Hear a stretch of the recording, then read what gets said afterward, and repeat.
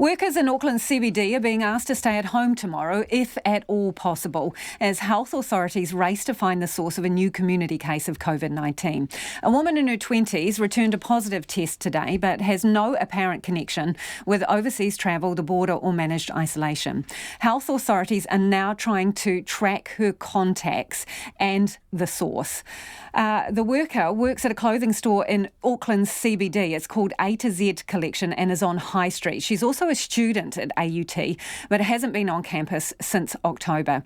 The woman felt sick on Monday. She went for a test the following day and was told to self-isolate until she had the results. But the Ministry of Health has said in the last hour that after a conversation with her manager, the infected worker went back to the boutique while she was likely contagious, although she did wear a mask. Residents at the woman's apartment block at 106 Vincent Street are being asked to go home immediately, get tested and self-isolate until they have the results. Auckland Mayor Phil Goff joins me now. Bit of a blow, isn't it, Phil? Yeah, it's not great news, Lisa. Beautiful day in Auckland today, and people, just noticing outside, more people out on the streets, enjoying the late spring. And, last Saturday at the Italian Festival in Newmarket, people really enjoying having that freedom of getting together in a COVID-free world. And then we get another case of community transmission. So, I think the advice that we've been given is the right advice. I think the worst thing that happened in this case is that the woman, having been told to isolate, was then told by a store manager to come into work. Does that make you grumpy, Phil? That is frankly unbelievable. I just cannot understand that. It defies common sense. But look, that's what's happened. I mean, there is a lesson in that, and you'd think that was a lesson that people didn't need to learn. If you have symptoms, get tested. While you're waiting for the test, stay at home, self-isolate. That's a basic rule. And by keeping to the basic rules, we can stop the spread of this virus. But we need people to follow those rules. And really bad call by that manager to ask his staff member to come into work when she was sick and suffering from symptoms. Well, you've got a lot of businesses that are really hurting, and there you have another business putting them at risk again. Yeah, and businesses have been hurting, and Auckland Council can certainly identify with that because the COVID-19 has had a pretty crippling effect on our finances as well. And I think, talking to Viv Beck and Heart of the City, things are starting to come back, and use of public transport back up to about 70%, one of the best return rates of any Western city in the world. And just when you're feeling optimistic about that, to have a situation where another case has emerged and it was a preventable case in terms of the nature of the contacts that the individual has had in restaurants and coffee bars with Uber drivers and people that would have come into her shop. How many workers normally come into the CBD? During the course of a day, you're probably talking about 100,000.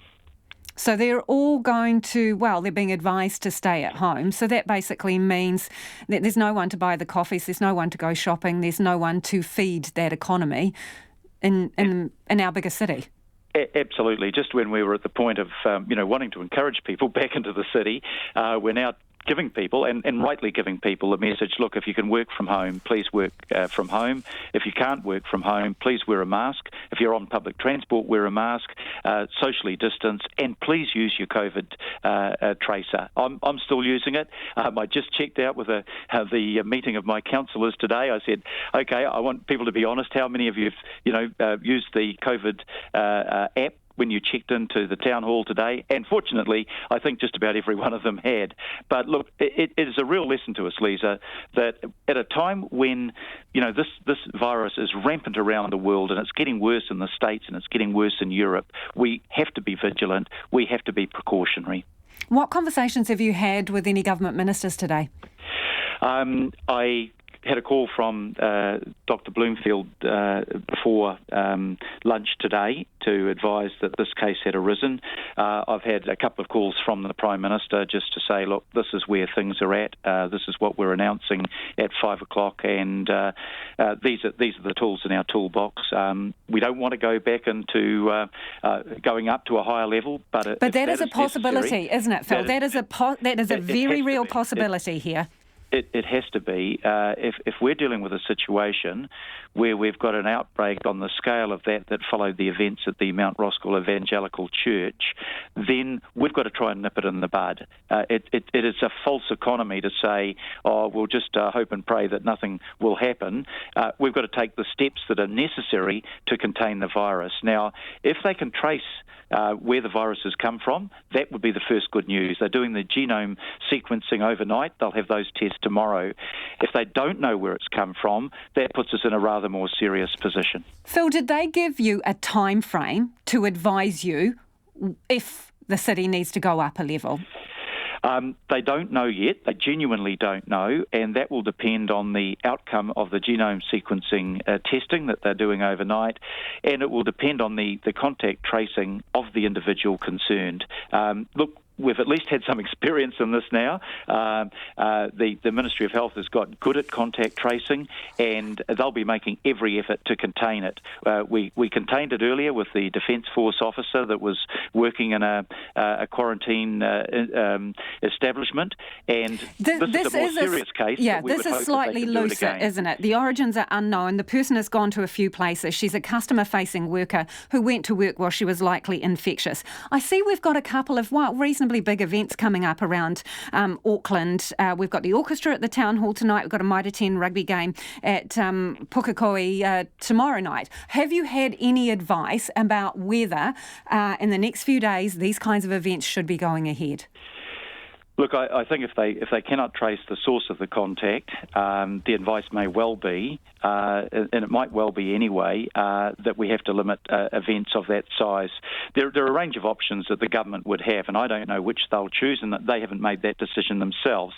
Fortunately, they make their decisions on a science-based approach and an evidence-based approach, and that's the way that it should be. But if there is a serious threat that this transmission has gone beyond the individuals immediately concerned, then there will be a limit on things like we won't be getting together in Eden Park again, we won't be getting together in large numbers, and that's the price that we would have to pay to stop the spread of the virus. But we know that, we've done it before, we'll do it again. Sorry to interrupt, but with the clock clicking down to the weekend, which is when people get together and socialise, you're going to have to decide by close of business tomorrow, aren't you? I think I would expect there to be a conference by government probably late morning tomorrow and a decision to be made at that point. But clearly they want to make the decision when they've got as much evidence as they can pull together to determine what the likely extent of the spread of the virus might be in this case. We all hope that it will be a limited contagion, but we've certainly got a plan on a precautionary basis. If it looks like it might have gone wider, then we're going to have to put more precautions in place to stop any potential spread of the virus. That makes sense. Thanks for joining us this evening. That is Auckland Mayor Phil Goff.